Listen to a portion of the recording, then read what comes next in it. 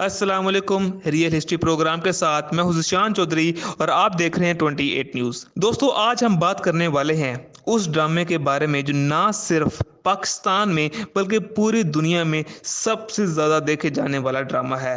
जी बिल्कुल, हम बात करने वाले हैं ड्रिल्स अर्तगल या अर्तुगरुल गाजी के एक किरदार या मेन हीरो अर्तगल के बारे में। वीडियो शुरू करने से पहले अगर आपने मेरा चैनल सब्सक्राइब नहीं किया तो प्लीज़ सब्सक्राइब कर लें और बेल आइकन को प्रेस करें ताकि हर नई वीडियो की नोटिफिकेशन आपको मिल सके। हम उस मर्द मुजाहिद की बात करने वाले हैं जिसने खिलाफत उस्मानिया के लिए राय हमवार की। आप 1180 तुर्की के मौजूदा सूबे बुरसा में पैदा हुए। आपका ताल्लुक आगोस तुर्क कबीले काई से था जो ताकत और तादाद के एतबार से सबसे ज्यादा ताकतवर और बड़ा था, और ये लोग बहुत सी जंगी महारत रखते थे। बाकी कबीलों की तरह काई भी खाना बदोश थे, लेकिन किसको पता था कि ये खाना बदोश दुनिया इस्लाम की सबसे बड़ी ताकतवर और लंबी हुकूमत कायम करने वाले थे। आपके 3 जानसार साथी थे, वो तीनों ही यतीम थे और आपकी माँ हैमा आना ने उनको पाला था, लिहाजा तीनों ही आप पर जान निछावर करते थे। अब ताकतवर होने के साथ साथ बला के ज़हीन भी थे और इसी वजह से आपके वालिद आप पर यकीन करते थे। चंगेज खान की क़यादत में जब मंगोलों ने तुर्कस्तान पर हमला किया तो बहुत से तुर्क कबीलों की तरह काई भी दूसरे मुल्कों की तरफ हिजरत की। काई शाम के पास के इलाके में पनाह ली, लेकिन ये इलाका सर्दियों के लिए मौजू न था, इसलिए आपके वालिद ने आपको अपना इल्ची बनाकर हलब भेजा ताकि वो रहने के लिए सुल्तान से दरख्वास्त करें। बहुत सी मुश्किलात के बाद आपने वो जमीन हासिल कर ली। सुल्तान ने जो जमीन अर्तुगल को दी वो एक ईसाई किले के पास थी जहाँ पे रहने का मतलब मौत था, लेकिन अर्तुगल ने इस किले को फतह किया। 1225 में सुलेमान शाह की वफात हो गई। दोनों बेटों में सरदारी के लिए मसला पैदा हो गया, लेकिन इससे पहले कोई मसला हल होता मंगोलों ने इन पर हमला कर दिया। 1230 में चंगेज खान की क़यादत में मंगोलों ने चीन और ईरान फतह कर चुके थे। मंगोलों की एशियाई चुकक मुहिम का सरबराह बीजिंग नवियान था। इसने तमाम तुर्क कबीलों पर हमला किया। इसने काई पर भी हमला किया और इस कबीले को आग लगा दी। इसके बाद अर्तुगल की माँ हैमा आना और इसके भाई ओदोगरो की क़यादत में अपने दोस्त कबीले दुर्गा चले गए। इसने कबीले वालों को मंगोलों के खिलाफ लड़ने के लिए तैयार किया, लेकिन सब ने इसकी मुखालफत की। लेकिन वो खामोश कहाँ बैठने वाला था, वो जल्द अर्तुना की मगरबी सरहद पर जाना चाहता था। नुवियान के खिलाफ जंग में अर्तुगल को सख्त मुश्किलात का सामना करना पड़ा।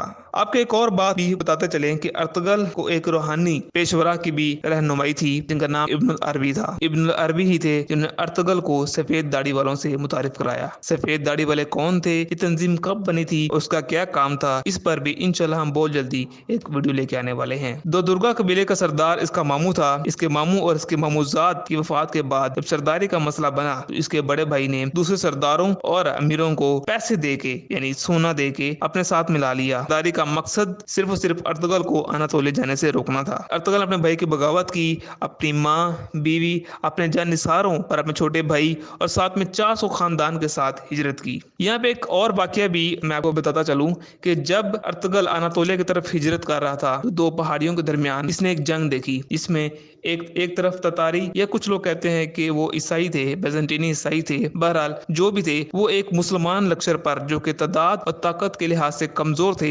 हमलावर थे। मुसलमान मुसलसल हार रहे थे, पिस रहे थे, लिहाजा इसने अपने 444 नौजवानों के साथ बहुत ही तेज और सख्त हमला कर दिया। हमले में मंगोल लोगों को या जो बेजेंटीनी ईसाई थे उनको शिकस्त हुई और वो जीती जीती जंग हार गए। तो जब इनको बताया गया कि वो सल्जोक सल्तनत का दस्ता था जो कि ईसाइयों से या मंगोलों से लड़ रहा था, अर्तुगल को जब सल्जोक सुल्तान अलाउद्दीन के पास पेश किया गया, सुल्तान ने खुश होकर पूछा कि तुम्हें क्या चाहिए, और उसने कहा कि मुझे जमीन चाहिए रहने के लिए। तो जिस पर सुल्तान अलाउद्दीन इस पर मुस्कुराए और उसको एक बहुत ही कमाल की वादी में जमीन दे दी। अर्तुगल उस वादी में चले गए और रहना शुरू कर दिया, लेकिन नई जगह हिजरत कर जाने के बावजूद हालात कुछ बेहतर ना हो सके और फाकों की नौबत आ गई। जिस जगह पे अर्तुगल रहता था उसके पास एक हानली बाजार है जो आज भी तुर्की में मौजूद है।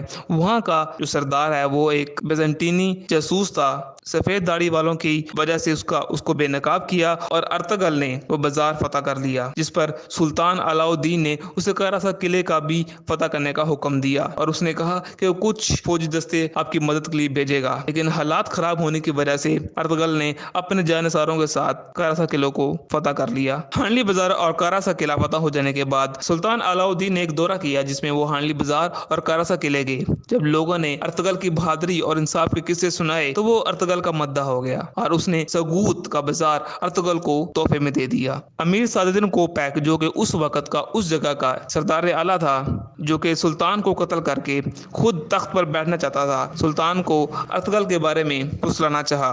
سلطان علاؤالدین جو کہ پہلے ہی مداح ہو چکا تھا ارطغرل کا، اس کی کوئی بات نہ سنی اور ارطغرل کو وہاں کا سردار اعلیٰ بنا دیا اور امیر سعدالدین کوپیک کو واپس کونیا بلا لیا۔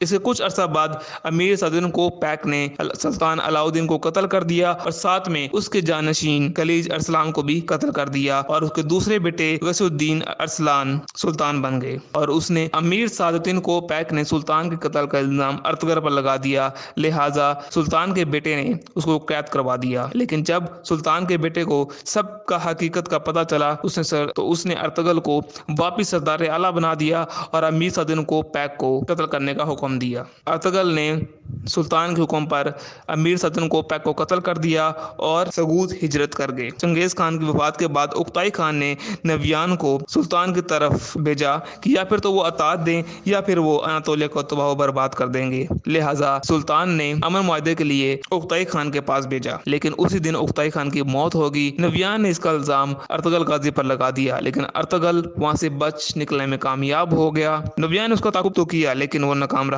اوکتائی خان کی وفات کے بعد اس کے بیٹے قدک خان کو نویان نے ایک جنگ کے لیے تیار کیا، لہٰذا 1239 میں کوسے ڈا کی جنگ ہوئی جس میں سلجوق سلطنت کو بہت بری شکست ہوئی اور اناطولیہ پر منگول قابض ہو گئے۔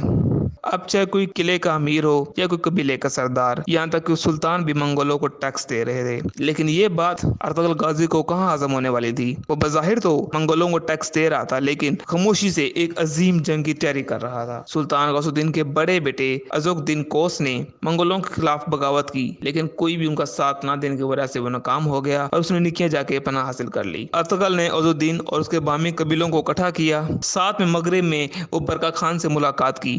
برقع خان جو کہ چنگیز خان کے پوتے اور جوچی کے بیٹے تھے، جو کہ جنہوں نے اپنے پورے قبیلے سمیت اسلام قبول کر لیا تھا اور منگولوں کے خلاف ایک جنگ کی مہم شروع کیے ہوئے تھا، اس سے ملاقات کی اور اس کو یقین دلایا کہ وہ ان کا ساتھ دیں گے، اور ساتھ ہی ملک الظاہر رکن الدین بیبرس جو کہ مصر کے بادشاہ تھے ان کو بھی منگولوں کے خلاف جنگ میں قائل کیا۔ لہٰذا مصری فوج، برقع خان کی فوج اور عزوق الدین کوس کے باہمی قبیلوں کو اکٹھا کر کے ایک بہت بڑی جنگ لڑی گئی جس میں منگولوں کو شکست ہوئی اور ہلاکو خان اپنی بیماری کی وجہ سے واپس چلا گیا۔